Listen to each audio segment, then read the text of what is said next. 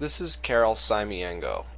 On September 11th, 2001, she was near the World Trade Center working for Jersey Infrared Consultants and happened to have a FLIR infrared camera which she used to take these two pictures of the World Trade Centers before they collapsed. The first picture doesn't show much because the temperature scale on the camera was set too low. This thermogram was taken 10 minutes after American Airlines Flight 11 slammed into the North Tower. The temperature scale, which is displayed to the left of the picture, indicates that these flames are hotter than 120 degrees Celsius, but doesn't tell us their exact temperature. This picture shows the east side of the South Tower 15 minutes after it was struck by United Airlines Flight 175.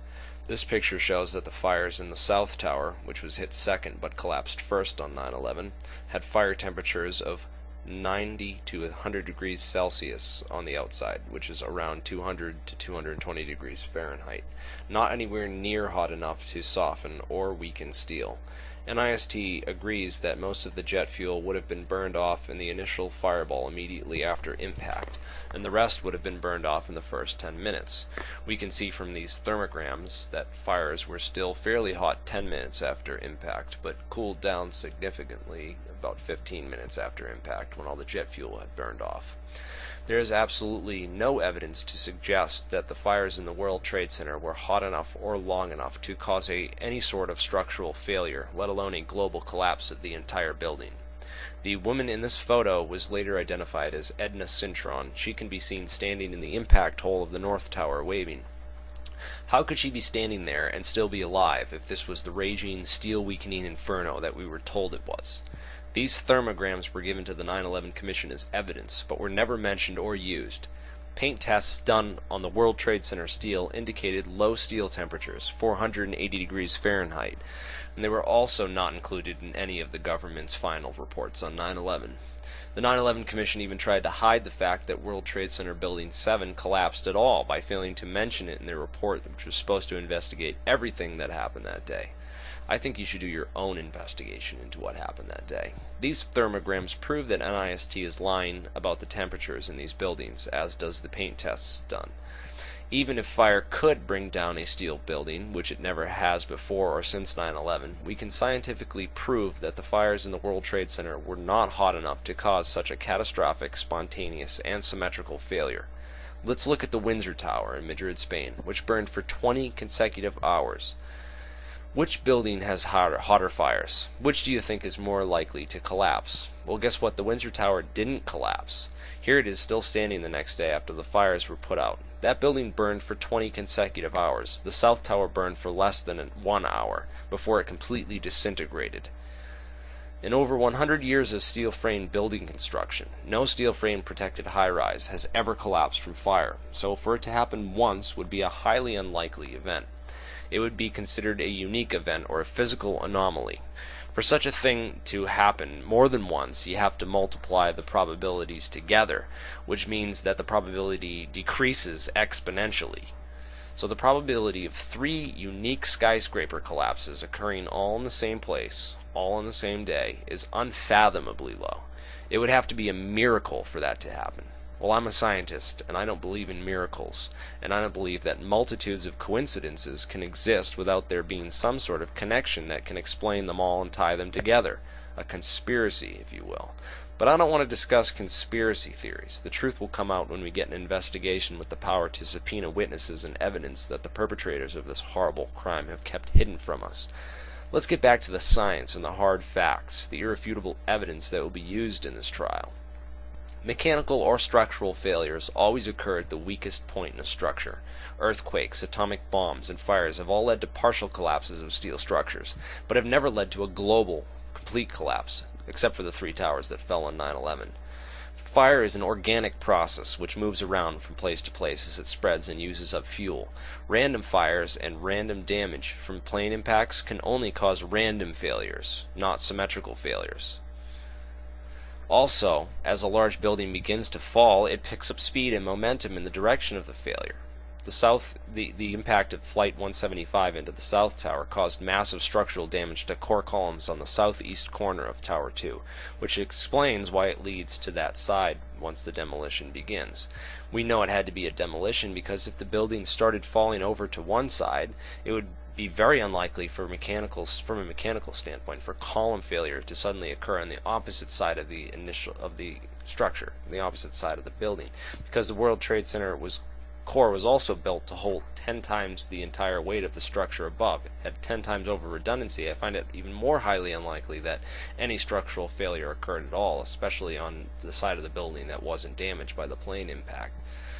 NIST never explains the column failure on the northwest side of the South Tower. They use a computer model to show how the collapse could have initiated on the southeast corner, and then say that the rest of the building just collapsed from some kind of domino effect, a pancake theory. Kevin Ryan of Underwriters Laboratories exposed NIST when they tried to lie about the UL steel tests that were done. These tests totally debunked the pancake theory. Kevin Ryan was fired from Underwriters Laboratories as a result of his honesty. NIST then produced the inward bowing theory, which can be debunked using this simple thought experiment. Which will hit the ground first? Logically, it would be the one with nothing beneath it to slow it down, right? But instead, we see the entire building on 9/11 cave in on itself and fall at near free fall speed. Page 305 of the 9/11 Commission report states the collapse time is 10 seconds. That's near free fall speed. Free fall speed would be a little over 9 seconds, so 10 seconds, pretty damn close. And from a physics standpoint, in order to accelerate an object at the rate of gravity, it requires all of the gravitational potential energy. This is the law of conservation of energy, that energy can't be used twice.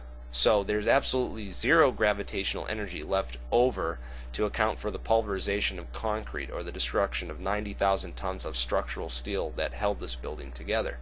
There's absolutely no explanation for where that evidence from. A simple calculation yields nowhere near enough evidence to account for this much destruction from fire alone and gravitational collapse. Gravity could not have had enough energy to cause this much damage. That energy had to have come from somewhere, so let's look at the possibility of controlled demolition. It would be impossible to use explosive charges on the upper floors without having some of them detonate prematurely from the fires and the plane impacts. However, thermite, a military-grade incendiary, requires a super-hot magnesium fuse in order to start the reaction, so it could sit in burning jet fuel without burning up.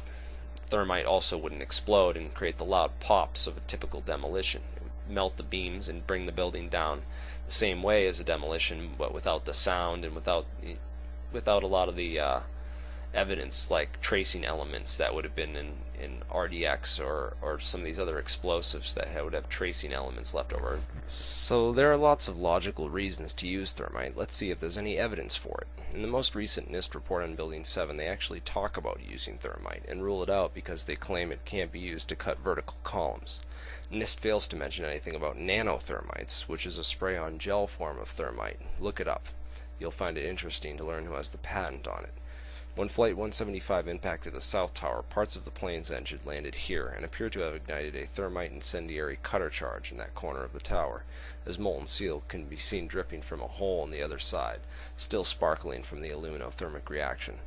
NIST has tried to claim that this was molten aluminum from the plane's engine melting, but as I've shown before, the fires were not hot enough or long enough to significantly weaken the steel or melt aluminum parts of an aircraft engine. Furthermore, molten aluminum is gray in color and doesn't mix with organics such as paper or carpet fiber or window curtains as the NIST claims it does. Wien's law, which is a derivation of Planck's law of blackbody radiation, can be used to estimate the approximate temperature of an object based on the frequency or color of the light being emitted from that object. So even if this material was aluminum, they would still have to explain what heated it to over 2,500 degrees Fahrenheit to get it to glow orange-yellow like that. They also fail to explain the iron-rich microspheres found in the dust, and the FDNY reports that fires burned underground at the World Trade Center for 99 days. Please check the link in the description to the John Gross video and ask yourself who's lying, him or the FDNY, who were reporting live from the scene.